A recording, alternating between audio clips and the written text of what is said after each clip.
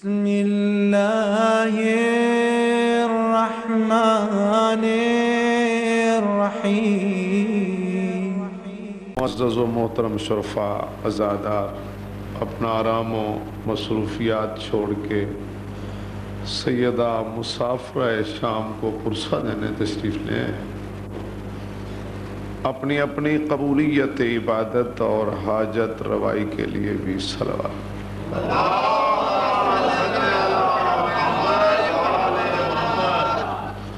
ماشاءاللہ لا حول ولا قوة الا باللہ العلی العظیم۔ اعوذ باللہ من الشیطان اللعین الرجیم۔ بسم اللہ الرحمن الرحیم۔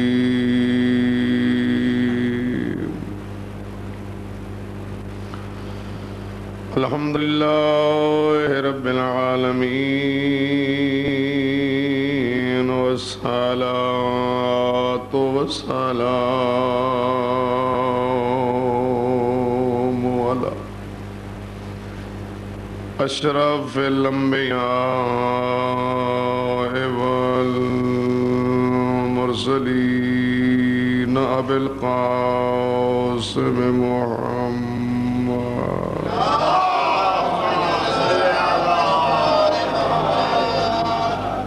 وعلی آلہ الطیبین الطاہرین المعصومین المنتجبین المنتخبین المظلومین،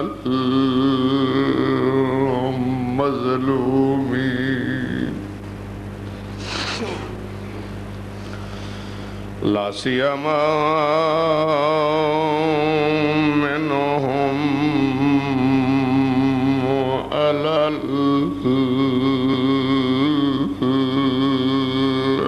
الحسن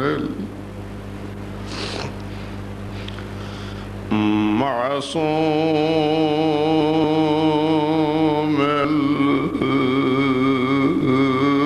المخدوم المظلوم المسموم،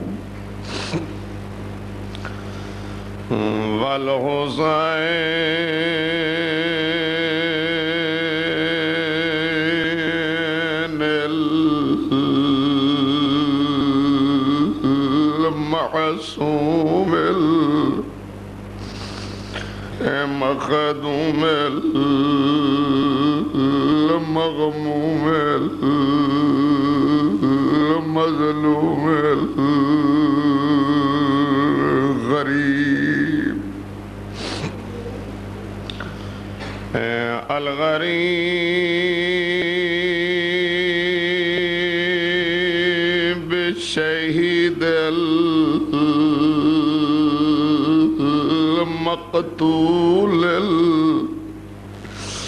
المذبوح من القفا فی ارض کربلا بلا جرم ولا خطا۔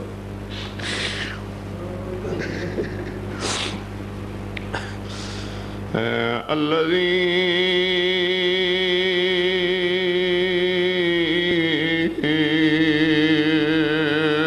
قال وقت وحدته وحين غربته ينظر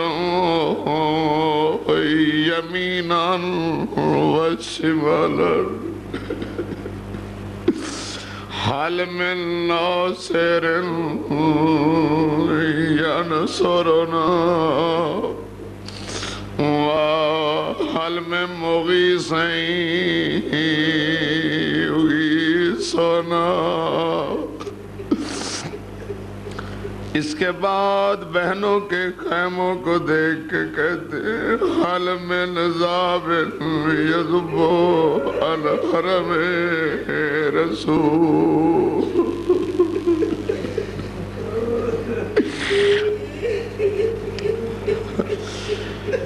الذي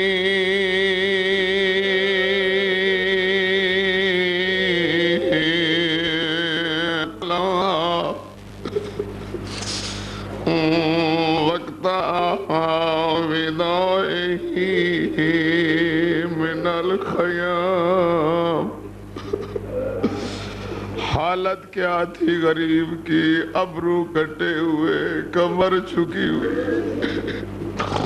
تازہ تیر پیشانی میں لگا ہوا، چل نہیں سکتا، مظلوم، کہیں بیٹھتے کہیں اٹھتے، زخمی پیشانی بہن کے خیمے سے لگا.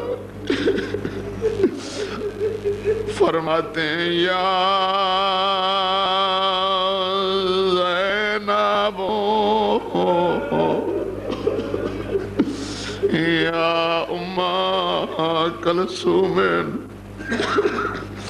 یا سکینہ تو یا رباب علیکنا من السلام. آخری تعارف الذی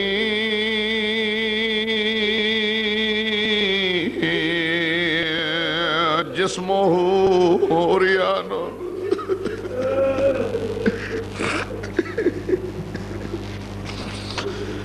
بلا دفن فی ارض کربلا وحرمہ اسیر الی الکوفۃ والشام. وَلَعْنَةُ اللَّهِ عَلَىٰ أَعْدَائِهِمْ أَجْمَعِينَ. أما بعد فقد قال النبي صلى الله عليه وآله وسلم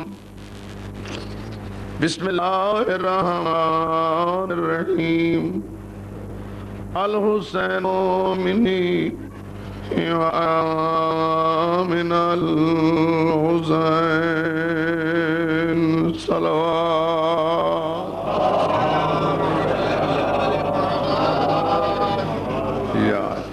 خداوند عالم بے تصدق معصومین علیہ السلام آپ کے پرسے منظور فرمائے. وہ آنکھیں دنیا کے غم میں کبھی نہ روئیں جو سیدہ مسافرہ شام کے غم میں روتی.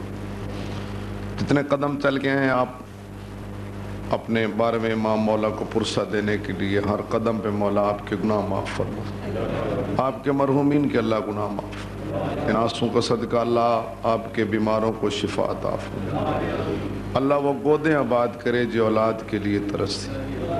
خصوصی دعا مانگیں اللہ ہمارے 12ویں امام کا ظہور جلد فرمائے. ہمیں اللہ اس قابل بنائے کہ امام علیہ السلام کے سامنے پیش ہو سکے اور امام بھی یہ کہہ دیں کہ تم ہمارے ہو. حدیث میں جناب کی خدمت میں پیش کی ہے مشہور حدیث الحسین منی وانا من الحسین. حسین مجھ سے اور میں حسین سے. یہ جو بات کرتے ہیں اس میں راز ہوتا ہے، یہ جو کام کرتے ہیں اس میں بھی راز ہوتا ہے. نہ ان کا کوئی قول راز و حکمت سے خالی ہوتا ہے، نہ ان کا کوئی فعل راز و حکمت سے خالی ہوتا ہے. مسجد نبوی حضور خطبہ دے رہے ہیں، حضور خطبہ دے رہے ہیں اور عین شباب پہ ہے خطبہ.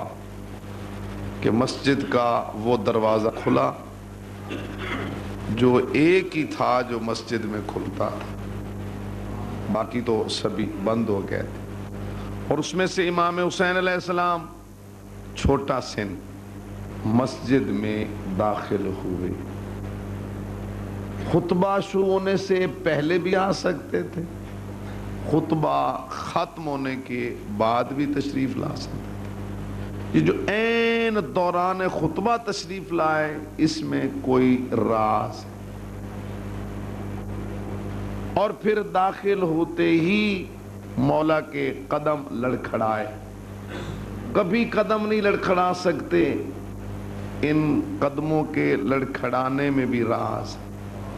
اور پھر مولا گرے، کبھی نہیں گر سکتے، گرنے میں بھی راز۔ توجہ ہے جی، اللہ آپ کو سلامت رکھے۔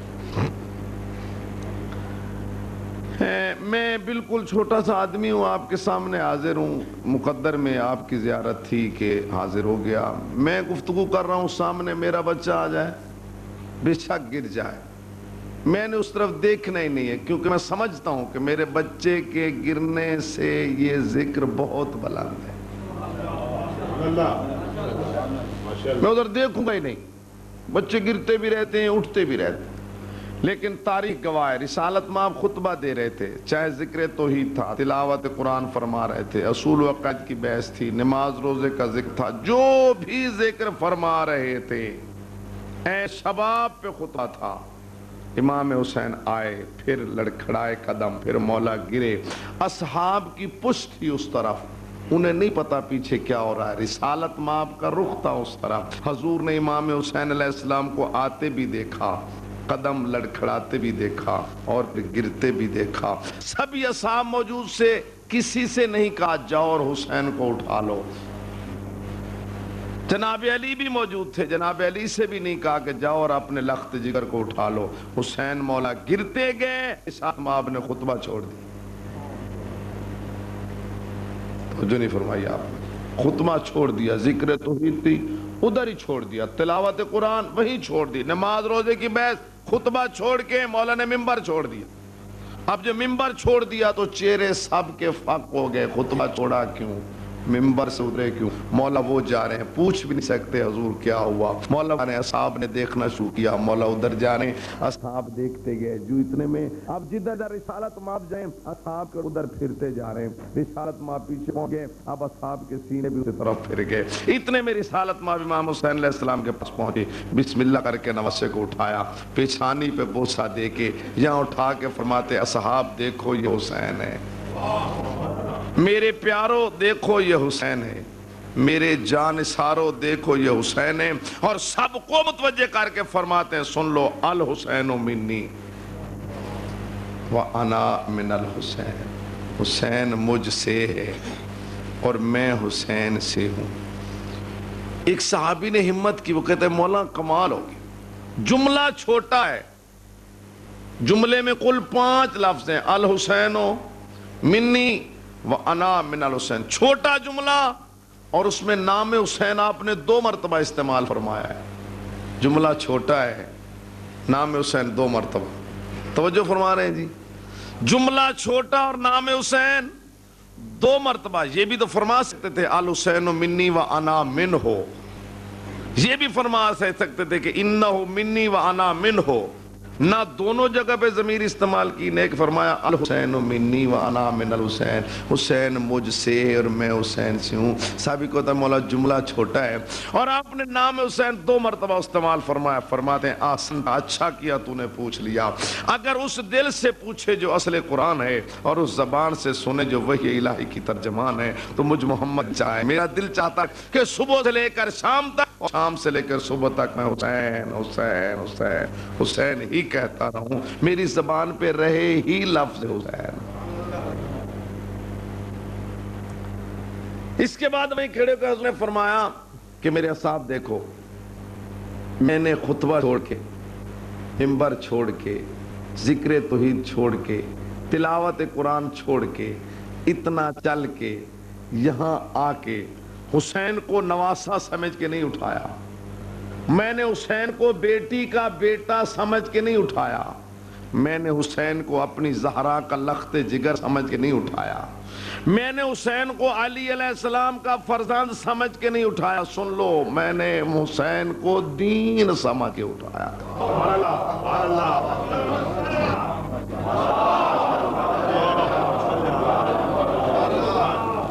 میں نے دین سمجھ کے اٹھایا ہے، تو جو فرما رہے ہیں جی، میں نے حسین کو دین سمجھ کے پھر اٹھا کے واپس آئے، منبر پہ بیٹھے، اس زانو پہ بٹھایا امام حسین کو، جو ذکر پہلے فرما رہے تھے اس کو وہیں ختم کیا، جو بحث چھوڑ کے گئے تھے وہ بحث وہیں ختم، اب ذکر اس کا شروع کیا جس کو اٹھا کے لائے۔ اب وہ الفاظ سنے جو رسالت مآب کی زبان سے نکلے، یہاں بٹھا کر میں اب دیکھو، ھذا حسین، یہ حسین ہے، فارفو ہو، اس کو پہچانو، ھذا حسین، یہ حسین ہے، فارفو، اس کو پہچانو۔ پھر فرماتے ہیں فضلو ہو، اس کی فضیلت کا اقرار کرو۔ اگلا جملہ ایسا ہے کہ عارف لوگوں کی آنکھوں میں آنسو آ جاتے ہیں۔ پہلے فرمانا یہ حسین ہے، فارف، اس کو پہچانو، فضلو، اس کی فضیلت کا اقرار کرو۔ پھر فرماتے ہیں ونصرو ہو، اگر اسے کبھی ضرورت پڑے تو اس کی مدد کرنا۔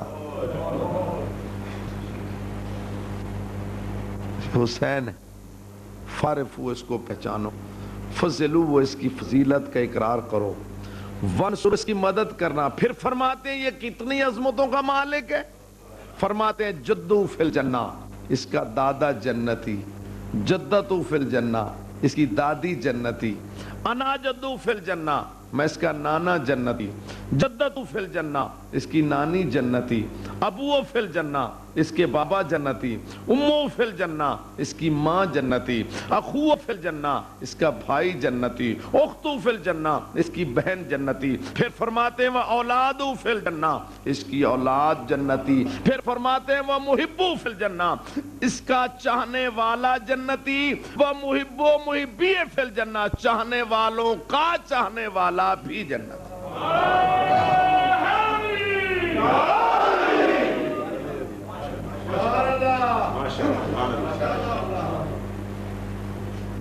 خدا آپ کو سلامت رکھے۔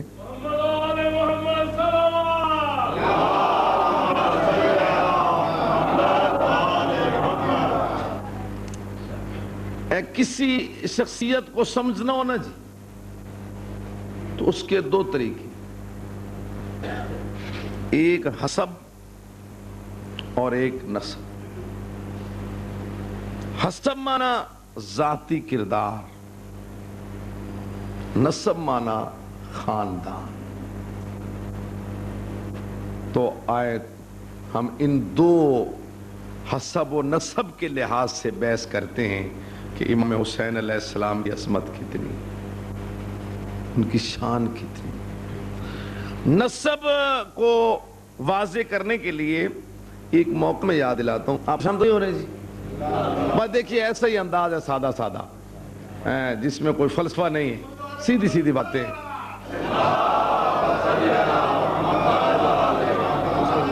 یہاں آپ کو انشاءاللہ عقیدت ضرور ملے گی، جو کچھ میں عرض کروں گا اس میں عقیدت ضرور۔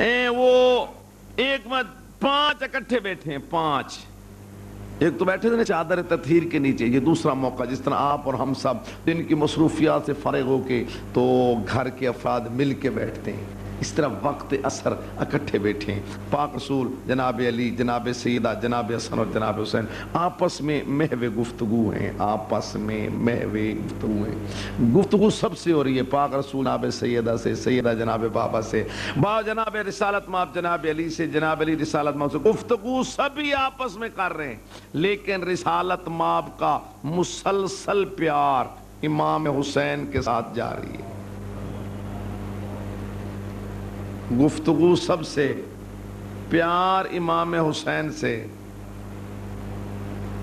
کبھی امام حسین کو اس دانوں پہ بٹھا لیتے ہیں، کبھی اس دانوں پہ بٹھا لیتے ہیں، کبھی امام حسین کی پیشانی پہ بوسہ دیتے ہیں، کبھی رخساروں پہ بوسہ دیتے ہیں، کبھی لبوں پہ بوسہ دیتے ہیں، کبھی دائیں ہاتھ پہ بوسہ دیتے ہیں، کبھی بائیں ہاتھ پہ، اور حسین اٹھ کے کبھی نانے کے اس کندھے پہ بیٹھ جاتے ہیں اور کبھی اس کندھے پہ بیٹھ جاتے ہیں۔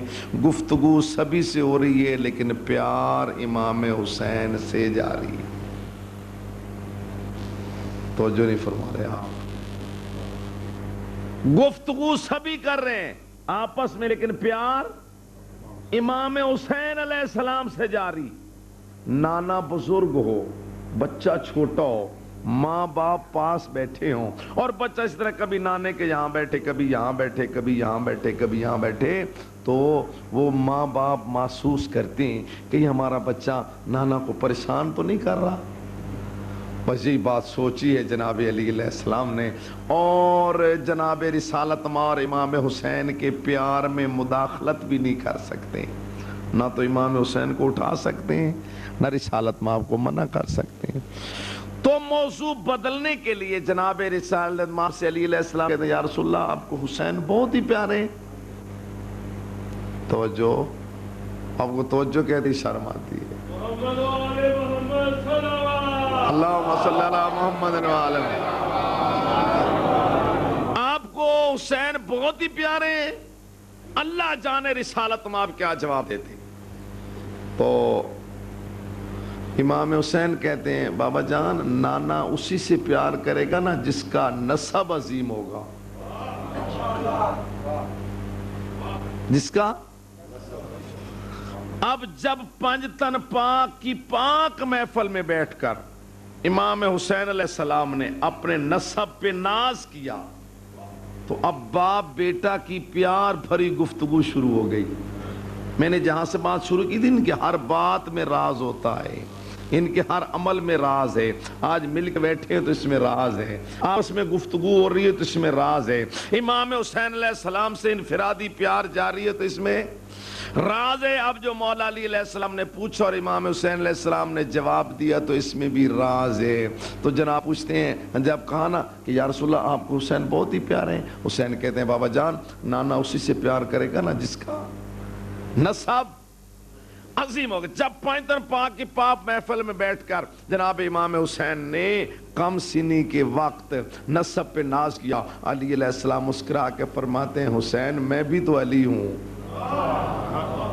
میں بھی تو علی ہوں۔ اب جناب علی علیہ السلام نے اپنے فضائل خود شروع کیے، اپنے فضائل، جناب باپ بیٹا کی پیار بھری گفتگو شروع ہو گئی، رسالت ماپ اور جناب سیدہ اور جناب حسن لطف لے رہے ہیں، خدا کرے آپ بھی لطف لے لیں۔ تو علی فرماتے ہیں حسین میں بھی تو علی ہوں، میں مولود کعبہ، میں انبیاء کا ناصر، میں وہ جس کے لیے تیرے نانے نے فرمایا انا مدینۃ العلم ولی بابھا، میرے لیے آپ کے نانے نے فرمایا انا دار الحکمت ولی بابھا، میرے لیے آپ کے نانے نے فرمایا انت منی بمنزلت ہارون من موسیٰ، میرے لیے فرمایا انت منی منزلت الراس من الجسد، میرے لیے فرمایا ان نظر الی وجہ علی عبادہ، میرے لیے فرمایا ذکر علی عبادہ، میرے لیے فرمایا حب علی عبادہ، میرے لیے فرمایا من ارادہ ان ینظر الی آدم فی علمہ ونوح فی فہمہ وموسیٰ فی ہیبتہ فلینظر الی وجہ علی ابن ابی طالب، فرمایا میں علی امین اللہ، میں علی باب اللہ، میں علی تقدیر اللہ، میں علی ثمرت اللہ،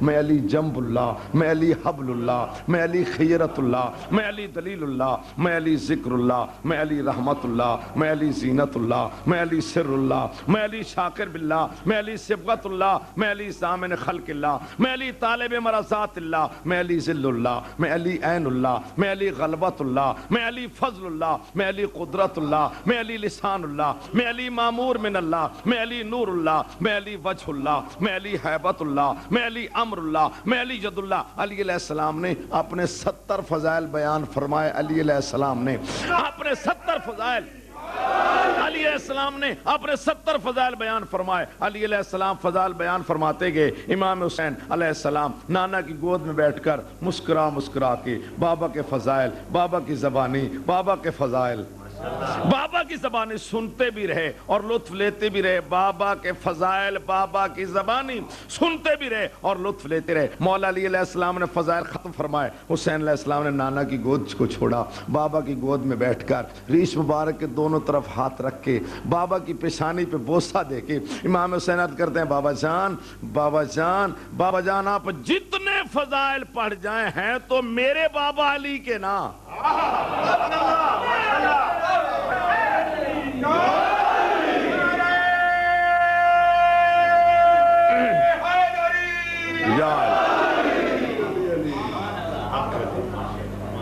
جتنے فضائل پڑھ جائیں ہیں تو آپ کی جتنی عظمت ہوگی پلڑا میرا ہی بھاری ہوگا۔ لوگ یہی کہیں گے نا کہ اتنے عظیم باپ کا بیٹا ہے حسین۔ اماں کی جتنی شان ہوگی پلڑا میرا بھاری ہوگا، یہی کہیں گے نا اتنی عظیم ماں کا لخت جگر ہے حسین۔ ایک وقت ایسا آتا ہے جب نسب حسب سے فائدہ حاصل کرتا ہے۔ میں کیسے کہوں توجہ، نسب حسب سے، مثلا عالم کے بیٹے کے لیے عالم بننا آسان ہے، نام پیدا کرنا مشکل۔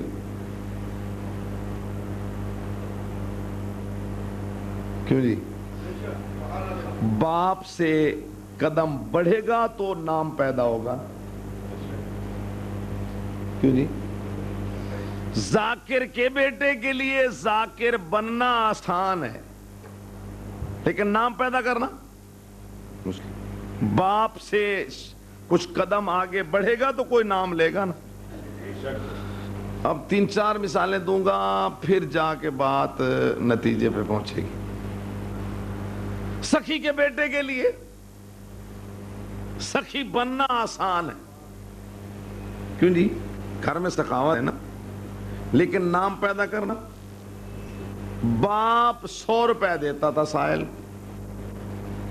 بیٹا 99 پہ آیا، 1 روپے کم کیا، 1 روپیہ، ہر گلی محلے میں بات شروع ہو جائے گی یہ بیٹا کچھ نہیں، ختم، یہ دروازہ بند۔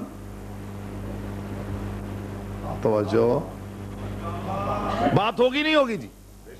یہ کہیں گے نا دیکھو جی باپ 100 روپے دیتا تھا، بیٹا 99 پہ آیا، یہ کل آیا 80 پہ، یہ پرسوں آیا 50 پہ، یہ دروازہ بند، ختم، یہ کوئی بیٹا نہیں، ایسا ہی ہے۔ چلو، اور بخیل کے بیٹے کے لیے سخی بننا مشکل ہے لیکن نام پیدا کرنا آسان ہے۔ باپ کسی کو آنا بھی نہیں دیتا تھا، بیٹے نے 4 آنے دینے شروع کیے، گلی میں بات شروع ہو جائے کہ بیٹا اچھا ہے، ہر یہ بہت اچھا ہے، بہت اچھا ہے۔ باپ کسی کو کچھ نہیں دیتا تھا، بیٹا چاہے اس کو لطف آیا کل آئے گا روپے پہ، یہ آیا 5 روپے پہ، سرکار توجہ ہے۔ اور مثال دیتے ہیں جی، سب گھر کے یا خاندان کے افراد ان پڑھ ہیں، سب ان پڑھ، ایک نے 5 جماعت پڑھ لی پرائمری کل، اب جناب وہ گردن اٹھا کے چلے گا ہم پڑھے ہوئے، خاندان بھی یہ کہے گا کہ یہ ہم میں پڑھا لکھا ہے، کیونکہ سبھی ان پڑھ ہیں۔ اور جہاں سبھی ایم اے ہوں، کلاس 1 افیسر ہوں، تو ایسے خاندان میں سے اپنے آپ کو نمایاں کرنا جی مشکل ہے آسان ہے؟ تھوڑا سا مجھے آپ کے چہروں سے پتہ چلنا چاہیے کہ میری بات کے ساتھ آ رہے ہیں۔ داد تو آپ مجھے دیں گے نہیں، نہ میں داد چاہتا ہوں، کیوں جی؟ بھائی بابا سبھی ان پڑھ ہیں، ایک نے 5 پرائمری پاس کر لیا تو اس کا نام روشن، تو سبھی ایم اے کلاس 1 افیسر ہیں، تو ان میں نام پیدا کرنا مشکل ہے جی۔ اور مثال دیتے ہیں، آخری مثال ہے اور اس پہ بات انشاءاللہ واضح ہو جائے گی۔ خاندان کے افراد کو باہر کوئی بھی نہیں جانتا، سبھی گمنام، ان میں سے ایک تھوڑی سی چمک دے دے، تھوڑی سی روشنی دے دے، ہر طرف اس کا نام روشن ہو جائے گا، بھائی اس گھر میں یہ ایک بچہ اچھا ہے۔ اور جہاں خاندان کے افراد ملکوں میں مشہور ہوں، کیوں جی بسم اللہ علیکم السلام، ملکوں مشہور ہو تو جی اب ان میں آ کے پھر اپنے آپ کو مشہور کرنا مشکل ہے آسان ہے؟ بس اتنی مثالیں دے سکتا تھا۔ اگر امام حسین علیہ السلام کسی ایسے گھرانے میں تشریف لاتے جس گھرانے کے افراد کو باہر کوئی نہ جانتا ہوتا،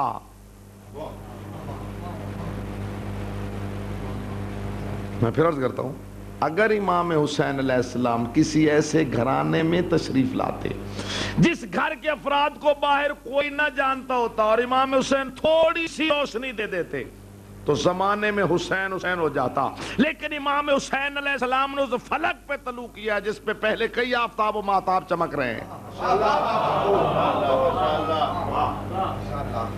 ایسے فلک پہ طلوع کیا ہے جہاں سرکار پہلے کئی آفتاب و مہتاب چمک رہے ہیں، جس پہ پہلے آفتاب رسالت چمک رہا ہے، مہتاب عصمت چمک رہا ہے، قمر امامت چمک رہا ہے۔ تو جہاں پہلے اتنے آفتاب و مہتاب چمک رہے تھے وہاں پانچویں جگہ کے طلوع کر کے پھر بکھر بکھر کے اور نکھر نکھر کے جو زمانے سے اپنی روشنی منوا جائے اسے حسین کہتے ہیں۔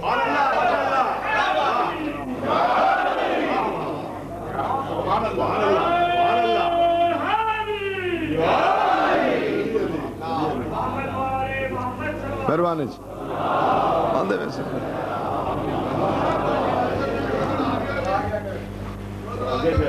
بڑی مہربانی تھوڑے نہ کیا ہے سپیکر دی آواز تیز کریں، تھوڑی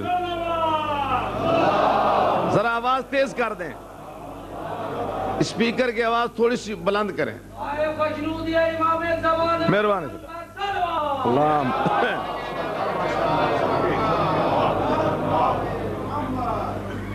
اگر ایسے گھرانے میں امام حسین علیہ السلام تشریف لاتے جس گھرانے کے افراد کو باہر کوئی نہ جانتا ہوتا تو مولا تھوڑی سی بھی روشنی دیتے تو زمانے میں حسین حسین ہو جاتے، لیکن امام حسین نے تو اس فلک پہ طلوع کیا ہے جس پہ بابا جی پہلے کئی آفتاب و مہتاب چمک رہے ہیں۔ جہاں اتنے آفتاب و مہتاب پہلے چمک رہے تھے پھر اسی فلک پہ طلوع کر کے پھر بکھر بکھر کے اور نکھر نکھر کے جو زمانے سے اپنی روشنی منوا جائے اسے حسین کہتے ہیں۔ امام حسین علیہ السلام نے اس گھر میں آنکھ کھولی جہاں پہلے 4 سردار بیٹھے تھے،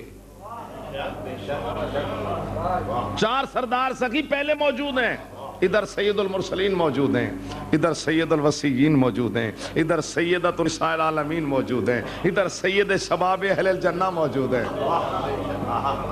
سید المرسلین رسالت مام موجود ہیں، سید الوسیین جناب علی مولا موجود ہیں، سیدۃ نساء العالمین جناب سیدہ بی بی موجود ہیں، سید شباب اہل الجنہ امام حسن سردار موجود ہیں۔ تو جہاں 4 سردار پہلے موجود ہیں، جہاں 4 سردار پہلے موجود ہیں، جہاں 4 سردار پہلے موجود ہیں، وہاں 5ویں جگہ پہ آ کے جو پورے زمانے سے اپنی سرداری منوائے اسے حسین کہتے ہیں۔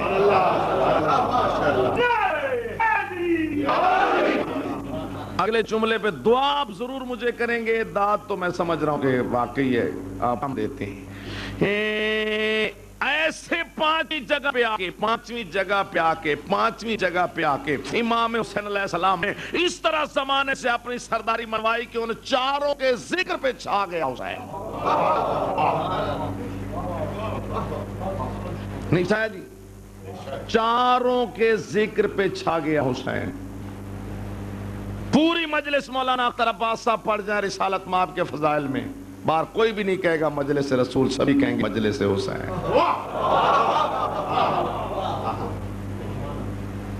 جی پوری مجلس پڑھو مولا علی علیہ السلام کے فضائل، بار کون کہے گا مجلس علی، مجلس حسین؟ توجہ نہیں فرما رہے، پوری مجلس پڑھو جناب سیدہ کا ذکر، کوئی نہیں کہے گا مجلس سیدہ، سبھی کہیں گے مجلس حسین۔ ان 4 کے ذکر پہ چھا گیا حسین۔ اور بہت محنت کر کے چھایا.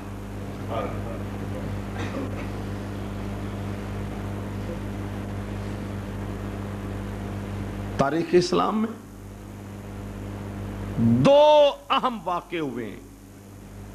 دو اہم واقعے. بڑی توجہ.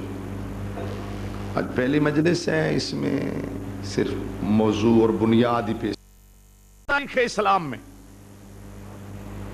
ایک واقعہ 10 ذی الحج منا میں, ایک واقعہ 10 محرم کربلا میں.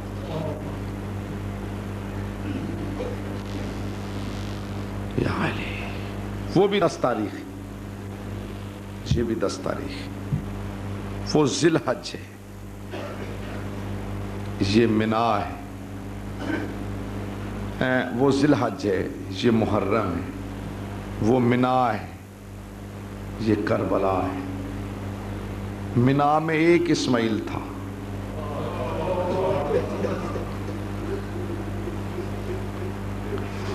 کربلا میں 72 اسماعیل تھے. ابھی میں مسائب شروع نہیں کر رہا, میں آپ کو ایک بنیاد پیش کرنا چاہتا ہوں, ایک مسئلہ حل کرنا چاہتا ہوں. اچھا جی, یہی مسئلہ آپ کا موضوع, ایک مسئلہ بتانا چاہتا ہوں. بھائی جان پھر توجہ فرمائیں. 2 واقعے ہوئے ہیں تاریخ اسلام میں. ایک 10 ذی الحج بھائی جان منا میں, ایک 10 محرم کربلا میں.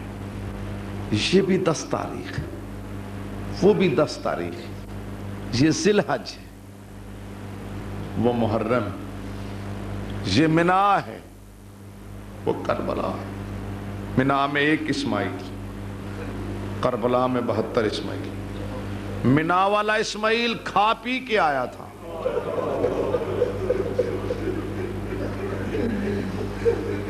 کربلا والے 3 دن کے پیاسے تھے. منا والا اسماعیل بچ گیا, کربلا والے سبھی شہید. منا والا اسماعیل اپنی ماں کو زندہ ملا. کربلا والوں کی مائیں دروازے پہ دیکھتی رہی, وہ باری باری باری سیٹ سے اتر گئے.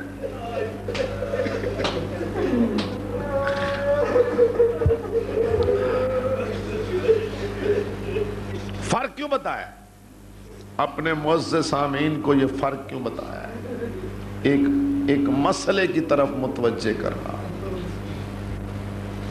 کمال ہے جو بھی اٹھتا ہے وہ یہی کہتے ہیں کہ واقعہ کربلا ہوا اور ختم ہو گیا. کیا کہتے ہیں؟ واقعہ کربلا ہوا اور ختم ہو گیا. آپ نے توجہ نہیں فرمائی. میں پھر کہہ رہا ہوں, جو بھی جس ممبر ملتا ہے, جسے سپیکر ملتا ہے, وہ یہی کہتے ہیں کہ واقعہ کربلا ہوا ختم ہو گیا. ہر سال عزاداری کیوں؟ ہر سال مجلس کیوں؟ ہر سال ماتم کیوں؟ ہر سال جلوس کیوں؟ ہر سال یا حسین کی صدائیں کیوں؟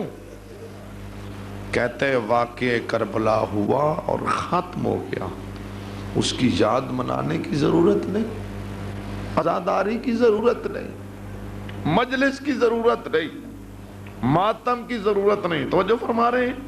اگر یہی فلسفہ ہے کہ واقعہ کربلا ہوا اور ختم ہو گیا, اس کی یاد منانے کی ضرورت نہیں, تو ایک جملے میں جواب موجود ہے کہ واقعہ کربلا ہوا اور ختم ہو گیا, اس کی یاد منانے کی ضرورت نہیں. تو منا میں بھی واقعہ ہوا تھا اور ختم ہو گیا.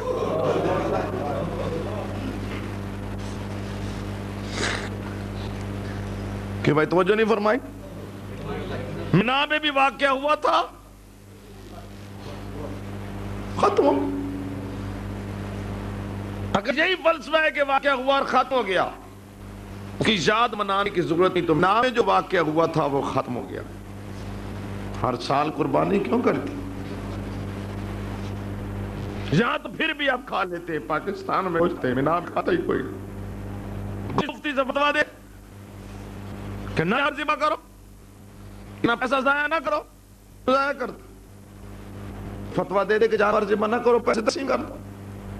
اللہ فرماتا ہے نہیں، اگر یہاں کے پیسہ تقسیم کرے گا تیرا حج تیرے منہ پہ ماروں گا، لے جا جہاں سے آئے حج لے جا، جہاں آئے گا تو جانور ذبح کرے گا۔ مالک کیوں؟ خالق فرماتا ہے میں نے تو اس واقعے کی یاد زندہ رکھنی ہے،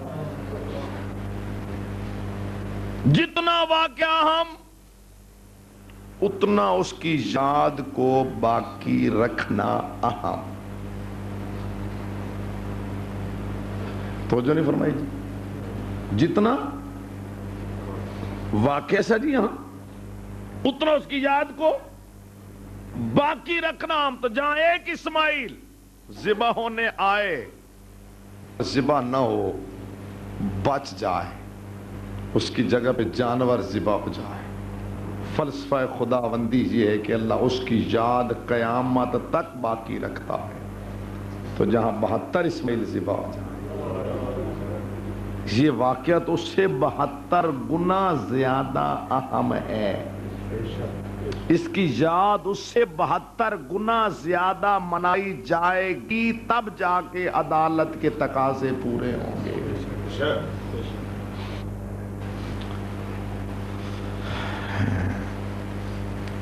شاید آپ نے توجہ نہیں فرمائی۔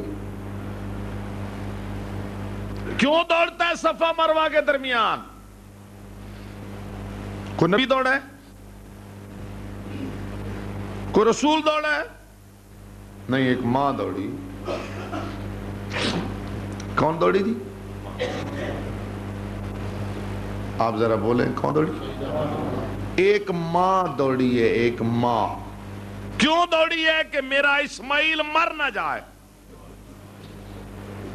ماں کبھی صفا پہ جاتی ہے، کبھی مروہ پہ جاتی ہے، ماں دوڑی ہے کہ میرا اسماعیل توجہ مر نہ جائے۔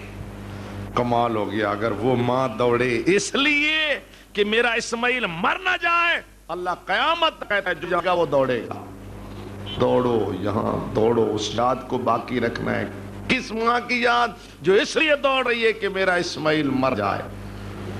اس ماں کا کیا جواب ہے جو کئی دفعہ امام حسین کے پاس آ کہتے حسین کہیں میرا اصغر بچ نہ جائے۔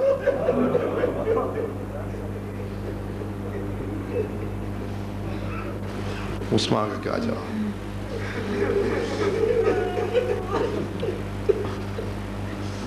اس ماں کا نام بھی نہیں لیتا، اس ماں کے ذکر کو کوئی نہ کرے، جو اٹھتا ہے ذکر کو بند کرنے کی کوشش کرتا ہے۔ اللہ کی مصلحت یہ ہے، فلسفہ خداوندی یہ ہے، جتنا واقعہ اہم اس کی یاد کو باقی رکھنا اہم۔ پھر کہتے ہیں جی آپ پریشان تو نہیں بیٹھے؟ میں سمیٹ رہا ہوں، ٹھیک 10 بجے ختم کرنا ہے جی۔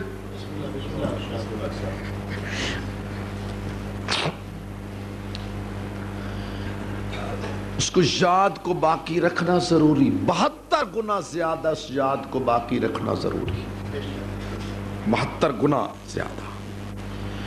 پھر کہتے ہیں قرآن پڑھ کے بخشو۔ مجلس کیوں کرتے ہو؟ ماتم کیوں کرتے ہو؟ قرآن پڑھ کے بخشو۔ یہی جواب آپ نے سن لیا تو آپ میرے لیے دعا فرمائیں گے۔ کیا کہتے ہیں جی؟ قرآن پڑھو، قرآن پڑھو۔ اللہ جانے ان کی عقل کہاں چلی گئی۔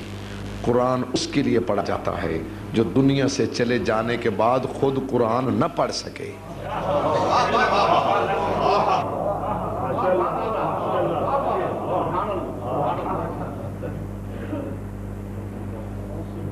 جی جو خود قرآن نہ پڑھ سکے اس کے لیے قرآن پڑھا جاتا ہے، جو کربلا سے لے کر شام تک جس کا سر نوک نیزہ پہ قرآن پڑھتا گیا۔ ہمارے قرآن پڑھنے کا محتاج ہے؟ نہیں، پہلے عزاداری کو سمجھو، عزاداری کیا ہے، عزاداری کی تعریف کیا ہے؟ عزاداری کی تعریف ہے مظلوم کی حمایت اور ظالم کے ظلم کے خلاف احتجاج۔ کیوں نہیں؟ مظلوم کی حمایت اور ظالم کے ظلم کے خلاف اچھا کتنا، اور یہ جس پہ ظلم ہوا ہے اس نے کیا ہے، نہیں کیا جی؟ جہاں بھی ظلم ہوا ہے وہ رویا بھی ہے، وہ پیٹا بھی ہے۔ بھائی جان، جس پہ ظلم ہوا ہے وہ رویا بھی ہے، پیٹا بھی۔ مثالیں موجود ہیں، میں مثالوں میں وقت نہیں ضائع کرنا چاہتا۔ عزاداری ہے مظلوم کی حمایت اور ظالم کے ظلم کے خلاف احتجاج۔ اب ماتم پہ اعتراض، ماتم نہ کرو، ماتم گناہ ہے، پہلے گناہ کی تعریف تو کرو۔ گناہ کسے کہتے ہیں؟ میں نے گناہ کی تعریف آپ کو بتا دی تو پھر آپ کو معنی سمجھ آئے گا کہ ماتم کیا ہے۔ توجہ بھائی، ماتم گناہ ہے، کیسے گناہ ہے؟ پہلے گناہ کی تعریف کرو۔ گناہ کسے کہتے ہیں؟ گناہ اسے کہتے ہیں جو چھپ کے کیا جائے، کر کے چھپایا جائے، کوئی پوچھے تو انکار کیا جائے۔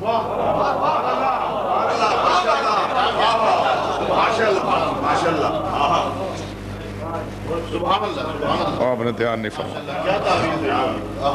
گناہ کسے؟ یہی گناہ ہے نا۔ گناہ کیا ہے؟ جسے چھپ کے کیا جائے، کر کے چھپایا جائے، کوئی پوچھے تو انکار کیا جائے۔ ہم ماتم چھپ کے کرتے ہیں، کر کے چھپاتے ہیں، جب کوئی پوچھے تو انکار کرتے ہیں۔ ہمارا جی کرتا ہے ہم گلی بازار میں جا کر یا حسین یا حسین کریں۔ جب گناہ کی تعریف ہی ماتم پہ نہیں آتی، تم کیسے کہتے ہو ماتم گناہ ہے؟ ماتم تو مظلوم کی حمایت ہے اور ظالم کے ظلم کے خلاف احتجاج ہے۔ عزاداری کی آخری تعریف میں ایک جملہ کہتا ہوں، اس سے مفہوم مثال دیتا ہوں، مفہوم واضح ہو جائے گا، اور میں التماس سے دعا کرتا ہوں زندگی باقی تو کل ملاقات۔ 9 میل میں آگ ہے ابراہیم علیہ السلام کو جلانے کے لیے، 9 میلوں میں،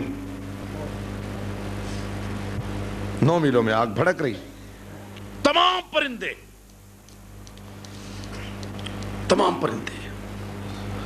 آگ کے سے دور بھاگ رہے ہیں، گرمی سے دور بھاگ رہے ہیں، اڑے جا رہے ہیں، دور اڑے جا رہے ہیں، آگ گرمی اڑے جا رہے ہیں۔ ایک پرندہ ہدہد ایک قطرہ چونچ میں پانی کا لے کر وہ آگ کی طرف اڑتا جا رہا ہے۔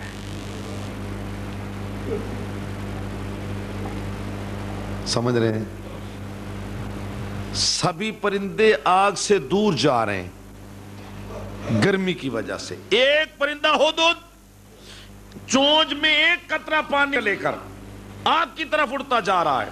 ان پرندوں میں سے ایک پرندہ کہتا تھا ہدہد ادھر کیوں جا رہا ہے؟ اطمینان سے کہتا ہے آگ بجھانے جا رہا ہوں۔ اللہ جانے آپ کا خیال کس طرف ہے۔ آگ بجھانے جا رہا ہوں۔ آپ جو اس پرندے نے کہا اور جو ہدہد نے جواب دیا یہ سن لیں گے تو آپ کے چہرے پہ نور آ جائے گا۔ وہ پرندہ کہتے ہیں عقل کی بات کرو، عقل کی۔ ہدہد اس کی آنکھوں میں آنکھیں ڈال کے کہتے ہیں بات عقل کی ہے ہی نہیں، بات ہے ہی عشق کی۔ یہ کہاں عقل کی بات ہے، یہ تو عشق کی بات ہے۔ یہ مسئلہ عقل کا ہے ہی نہیں۔ عزاداری اور ماتم اور زنجیر زنی یہ عقل کا مسئلہ ہی نہیں، یہ مسئلہ عشق کا ہے۔ تم عقل میں تلاش کرتے ہو۔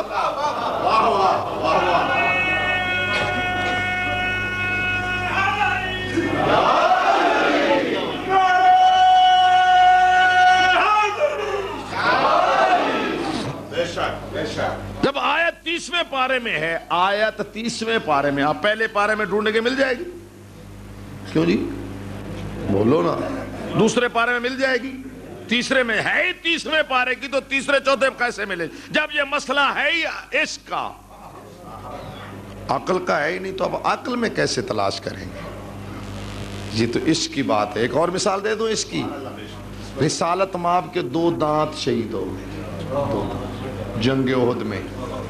جتنے عقل والے تھے نا انہوں نے کہا جی ایسا ہوتا رہتا ہے. کدھر خیال 2 دانت شہید ہو گئے سرکار رسالت مآب کے. جتنے پاس عقل والے تھے نا انہوں نے کہا جی اپنے دانت بچاؤ سرکار جنگوں میں ایسا ہوتا رہتا ہے. اپنے دانت بچاؤ. اور جو عشق والا تھا اس نے کہا جب حضور کے 2 نہ ہو تو میرا 1 بھی نہ ہو. پتھر اٹھا کے سبھی توڑ دیے. یہ عقل تھا جس نے کہا کہ اپنے بچاؤ. وہ عشق تھا جس نے کہا سبھی توڑ دو. اب جو اپنے آپ کو پتھر مار رہا ہے خون نہیں نکل رہا. کہاں بیٹھے آپ؟ اپنے آپ کو تکلیف نہیں دے رہا. کہیں دکھاؤ کسی مذمت کی. اور رسالت مآب نے کہا تھا مجھے اپنے عشق کی خوشبو آ رہی.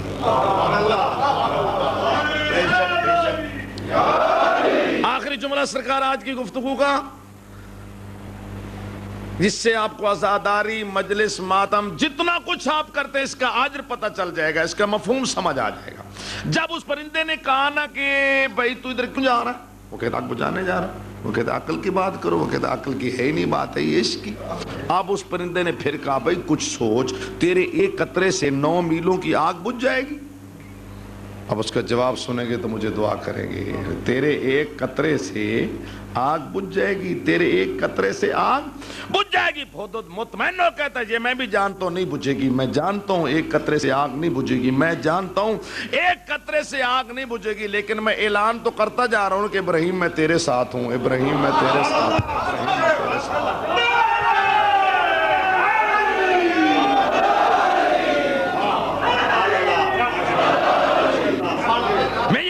کرتا جا رہا ہوں کہ ابراہیم میں آپ کے ساتھ ہوں. تیرے دشمنوں کے ساتھ میرا کوئی تعلق نہیں. ہم بھی مجلس کر کے ماتم کر کے یا حسین کہا کہ اعلان یہی کرتے ہیں زہرا کا لال ہم تیرے ساتھ. مظلوم کربلا ہم تیرے ساتھ.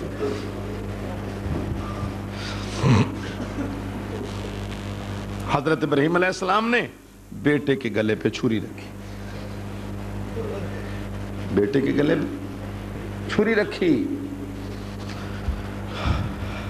بیٹا بچ گیا. کیوں جی؟ جانور ذبح ہو گیا. جب پٹی کھولی دیکھا یہ تو جانور ذبح ہو گیا. میرا بیٹا بچ گیا. تو بیٹے کو زندہ دیکھ کے ابراہیم علیہ السلام خوش نہیں ہوئے. خوش حالانکہ چاہیے تھا باپ تھے خوش ہوتے. امتحان بھی ہو گیا بیٹا بھی بچ گیا. نہیں خوش نہیں ہوا. آسمان کی طرف دیکھ کے میرا اللہ میں امتحان میں ناکام ہو گیا ہوں. توجہ نہیں خالق نے فرمایا نہیں ابراہیم ناکام نہیں ہوا لیکن صرف پاس ہوا ہے. صرف جب کہا نا صرف پاس. میرے اللہ اتنا کچھ کر کے میں صرف پاس ہوا ہوں. کیا میں بیٹے کو گھر سے لایا نہیں؟ لایا ہے. بیٹے کو میں نے لٹایا نہیں؟ لٹایا ہے. چھری چلائی نہیں؟ چلائی ہے. مولا اتنا کچھ کر کے بھی صرف پاس. تو مجھے بلندی ڈویژن وہ کیسے ملتی؟ اب جو جواب سنیں گے تو دعا فرمائیں گے اور آنسو بھی انشاءاللہ آ جائیں گے. جب کہا نا مجھے بلندی کیسے ملتی تو خالق نے فرمایا وہ رتبہ تب ملتا اپنی آنکھوں پہ پٹی نہ باندھتا.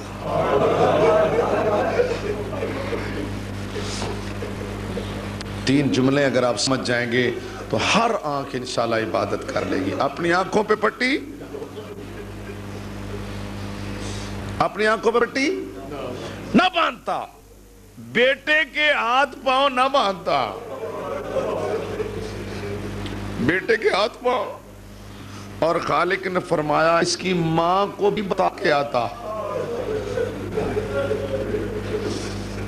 آپ جیسے عارف لوگ اگر یہ جملہ نہ سمجھیں تو کون سمجھے گا.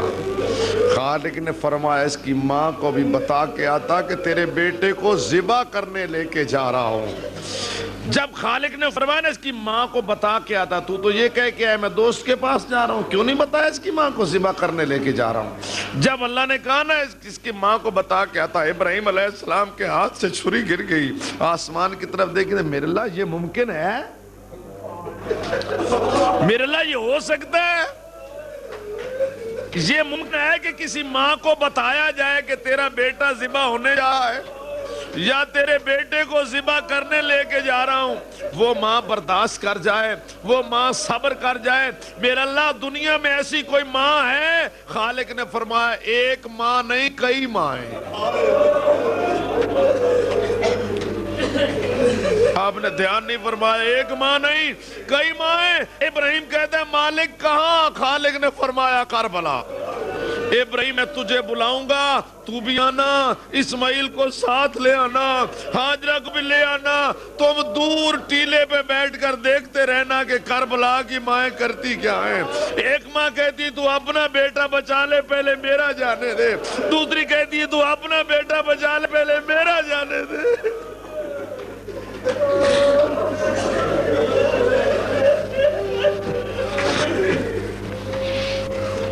مائیں ایک دوسرے سے سبقت لے رہی ہیں۔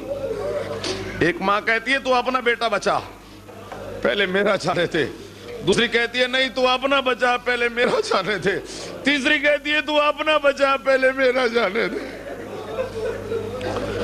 ایک ماں ہے جو 18 سال کا بیٹا تیار کر کے کھڑی ہے، بیبیوں میری قربانی دیکھو، بیبیوں میرا علی اکبر دیکھو، بیبیوں میرا بیٹا دیکھو، میں نے موت کے لیے تیار کیا ہے۔ میری طرف دیکھیں، اگر دل ماتم کے لیے کرے تو ہاتھ پیارا نہیں کرنا۔ جب کنے ابھی یہ ماں تیار کر کھڑی تھی، دوسری ماں آگئی جو 13 سال کے بیٹے کا بازو پکڑ کے لے گئی۔ اس نے اپنا بیٹا علی اکبر کے سامنے کھڑا کیا، علی اکبر 18 سال کا، یہ 13 سال کا، وہ علی اکبر، یہ قاسم، ادھر علی اکبر کی ماں اپنے بیٹے کے پاس کھڑی، قاسم کی ماں اپنے بیٹے کے پاس کھڑی ہے۔ سامنے بیٹا کھڑا کر کے نا پہلے علی اکبر کو دیکھتی ہے، پھر اپنے قاسم کو دیکھتی ہے، پھر علی اکبر کو دیکھتی ہے، پھر اپنے قاسم کو دیکھتی ہے۔ 2-3 دفعہ دیکھ کے نا علی اکبر کی ماں سے کہتی ہے میں مانتی ہوں تیرا بیٹا بہت حسین ہے، میرا قاسم اتنا حسین ہے، اور یہ بھی مانتی ہوں کہ تیرا وارثوں والا ہے، میرا یتیم ہے، اس کا کوئی وارث نہیں، تو اپنا بیٹا بچا لے پہلے میرا جانے دے۔ اور ابھی یہ دونوں مائیں یوں ہی کھڑی تھی، ایک ماں آگئی جو 6 ماہ کا بچہ اٹھا کے لے آئی، 6 ماہ کا بچہ اٹھا کے لے کہتی بیبیو تمہارے جوان ہے، میرا 6 ماہ کا ہے، 3 دن سے پیاسا ہے، اپنے بیٹے بچاؤ پہلے میرا جانے دو۔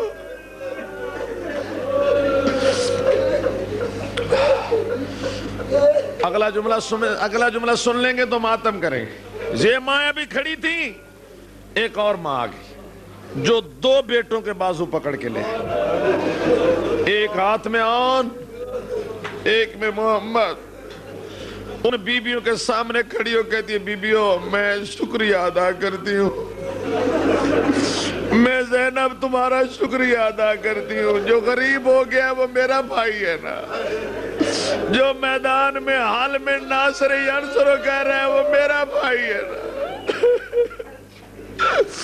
جس پر ہر طرف سے مارو مارو کی آوازیں آ رہی ہیں وہ میرا بھائی ہے نا، تم اپنے بیٹے میرے بھائی پہ قربان کر رہی ہو، میں زینب تمہارا شکریہ ادا کرتی ہوں۔ اگلے جملے پہ بڑی توجہ، اس کے بعد کہتی ہے یہ بات سنو، تم ہو میرے بھائیوں کی بیویاں، اور جب سے تم میرے بھائیوں کے گھر آئی ہو نا تو میں زینب نے تم سے بات کوئی منوائی نہیں ہے۔ علی اکبر کی ماں میں نے کبھی کوئی بات منوائی ہے؟ نہیں بی بی۔ ہے قاسم کی ماں میں نے کبھی کوئی بات منوائی ہے؟ نہیں بی بی۔ ہے علی اصغر کی ماں بھی میں نے زینب نے کوئی بات منوائی ہے؟ نہیں، ہم تو یہ ترستی نہیں کہ آپ کچھ منوائیں اور ہم مانیں۔ بی بی کہتی ہے آج تک نہیں منوائی کوئی بات، اب منواتی ہوں۔ تینوں کہتی ہے بی بی حکم کر۔ بی بی کہتی ہے تم نے ایک ایک بیٹا تیار کرنا تھا، میں نے 2 تیار کرنے تھے، مجھے تھوڑی سی دیر ہو گئی، اب میں بیٹے تیار کر کے لے آئی ہوں، اور جب تک میدان میں یہ اعلان نہ ہو جائے کہ زینب کی نسل ختم ہو گئی، جب تک یہ اعلان نہ ہو جائے زینب کی نسل ختم ہو گئی، اس وقت تک لیلہ تو اکبر بچا لے، قاسم کی ماں تو قاسم بچا لے۔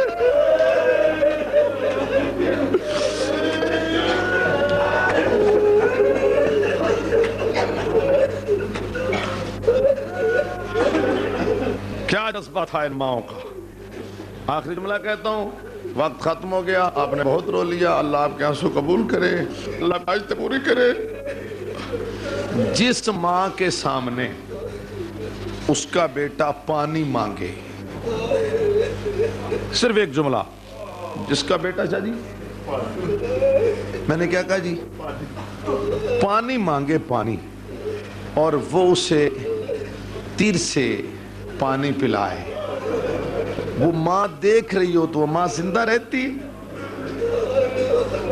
بولے بھائی، ماں زندہ رہتی؟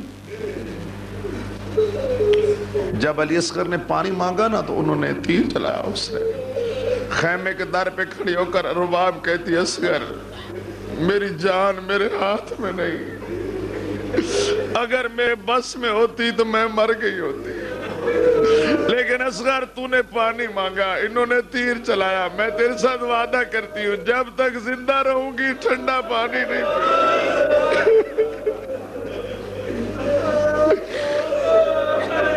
جب تک زندہ رہوں گی ٹھنڈا پانی نہیں پیوں گی، اور سائے میں بھی نہیں بیٹھ۔ بی بی نے وعدہ نبھایا یا نہیں؟ یہ میرا آخری جملہ ہے آج کی مجلس کا، نبھایا یا نہیں؟ جب جناب مختار کی حکومت آئی نا، کس کی جی، تو جناب سجاد نے خط لکھا، مختار تیری حکومت آ گئی، میری ماں ابھی دھوپ میں بیٹھ،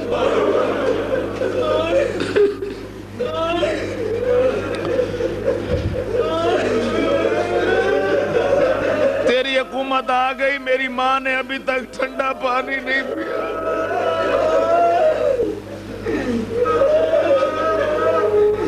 عزادارو مختار نے خط پڑھا، سجاد مولا نے خط لکھا، مختار میری ماں ابھی دھوپ میں بیٹھی، میری ماں نے ابھی تک ٹھنڈا پانی نہیں پیا۔ مختار خط پڑھ کے کہتا ہے ہائے علی اصغر، ہائے علی اصغر کہہ کے مختار بے ہوش ہو گیا کہ اب کچھ حوصلہ آیا، کہتا ہے جاؤ جتنا جلدی ہو سکے علی اصغر کا قاتل پکڑو۔ عزادارو جب علی اصغر کا قاتل گرفتار ہو کے مختار کے سامنے آیا، مختار کے جسم خون سمٹ کے چہرے پہ آ گیا، آنکھیں مختار کی سرخ ہو گئی۔ مختار کہتا ہے ظالم کربلا میں جس ماں کا 32 سالہ بیٹا مارا گیا، وہ ماں بھی سائے میں بیٹھ گئی، اس نے ٹھنڈا پانی پی لیا۔ جس ماں کا 18 سالہ بیٹا مارا گیا، وہ بھی سائے میں بیٹھ گئی، اس نے ٹھنڈا پانی پی لیا۔ جس ماں کا 13 سالہ بیٹا مارا گیا، وہ ماں بھی سائے میں بیٹھ گئی، اس نے ٹھنڈا پانی پی لیا۔ مختار کہتا ہے کس رنگ میں مارا تو نے رباب کا بیٹا، کس رنگ میں تو نے اجاڑی ہے رباب کی گود، آج تک نہ سائے میں بیٹھی ہے نہ ٹھنڈا پانی پیا۔ وہ اگرچہ ظالم تھا، کہتا مختار مجھے بتا وہ ماں ابھی تک زندہ ہے، جس ماں کی آنکھوں دیکھتے میں نے تیر چلایا تھا، اللہ جانے رباب کیسے زندہ ہے۔ اللہ لعنت اللہ علی القوم الظالمین وسيعلم الذين ظلموا أي منقلب۔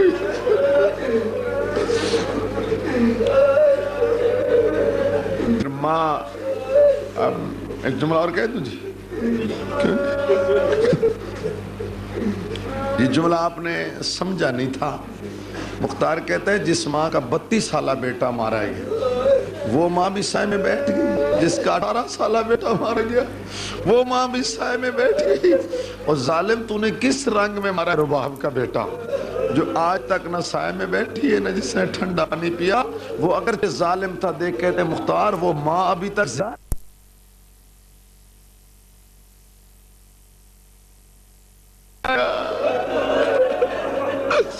میرا اکبر تو نہیں آیا، لاکھ قاتل مارے جائیں، میرے اصغر کے ایک بال کی قیمت پوری نہیں ہوتی۔ بی بی کہتی ہے سجاد دھوپ سے چلا جا، بڑی دھوپ۔ سجاد کہتے ہیں ماں سائے میں آ، بی بی کہتی ہے ایک اپنی مان ایک میری من۔ جناب سجاد کہتے ہیں ماں حکم کر، بی بی کہتی ہے میں سائے میں چلی جاتی ہوں، تو آنکھوں کی خون بند کر۔ جب بی بی نے کہا تو خون رونا چھوڑ دے، سجاد کہتے ہیں ماں خون نہیں رکتا، ماں بازار میں چلتی نظر آتی ہے، ماں درباروں میں روتی نظر آتی ہے۔ بی بی کہتی ہے میں سائے میں کیسے جاؤں، مجھے اصغر پانی مانگتا نظر آتا ہے۔ ایک طرف سے جناب زینب نے پکڑا، ایک طرف سے جناب کلثوم نے۔ ابھی سایہ دور تھا، کربلا کی طرف دیکھے تھے، حسین میرا وعدہ پورا کر لے۔ سجاد دیکھ کے کہتے چھوڑ دو میری اماں، انا للہ و انا الیہ راجعون۔ مولا ان کے آنسو منظور فرما، مالک ان کے گناہ معاف فرما۔ مالک یہ پردیس میں بیٹھ کر زہر آزادی کو رو رہے ہیں، ان کو دنیا کے کسی کا میں نہ رو۔ مالک ان کے بچوں کی طرف جب بھی غریب بلا مالک تو کریم ہے، تو رحیم ہے، ہمیں صحیح آزادار اور محب بننے کی توفیق عطا فرما، ہمیں معصوم اخلاق متمی توفیق عطا فرما۔ مالک میں قیامت کے دن معصوم کے آدار معروف فرما۔ مالک انہوں نے اگر دیر نہیں دیکھا، انہوں نے بی بی رباب کو تو پردے نہیں دیکھا۔ جناب زیاد کہتے ہیں میں دیکھتا تھا کہ اماں رباب کی چادر کے دامن میں چھوٹی سی یوں کر کے گٹھڑی ہوتی، کبھی بوسے دیتی تھی، کبھی سینے سے لگاتی تھی۔ میں پوچھتا نہیں تھا اماں یہ کیا ہے، جب اماں دھوپ میں بیٹھی بیٹھی دنیا سے چلی کہ میں نے دیکھا تو اصغر کے گہوارے کی جلی لڑی، اصغر کے گہوارے کی جو ادھر یوں